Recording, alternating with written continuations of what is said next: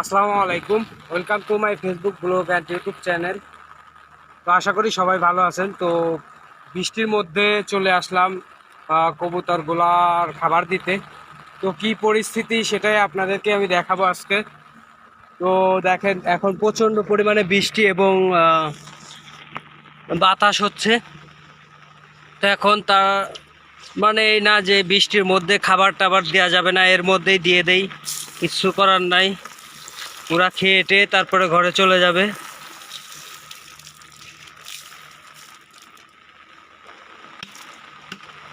আহ আহ আহ আহ আহ দেখেন কবুতরগুলো সব চলে আসতেছে।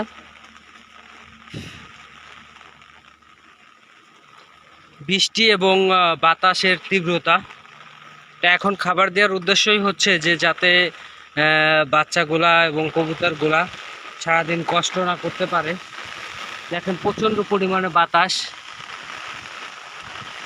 আমি এখানে থাকতেই পারতেছি না।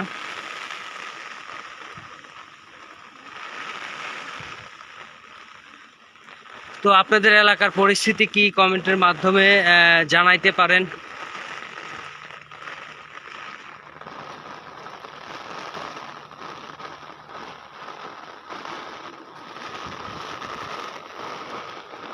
দেখেন কবুতরের অবস্থাগুলো কি অবস্থা,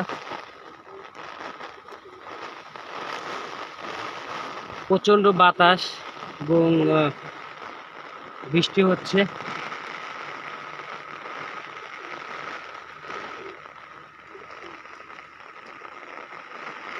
তো আপনাদের ওখানে পরিস্থিতি কীরকম, কেমনে কি অবস্থায় আছে জানাবেন কমেন্টের মাধ্যমে। যে ঘূর্ণিঝড়ের প্রভাব, এই যে প্রভাবের কারণে দেখা যাচ্ছে কবুতরগুলা ভিজে, দেখেন বাচ্চা টাচ্চা সবগুলা দেখেন কিভাবে ভিজছে।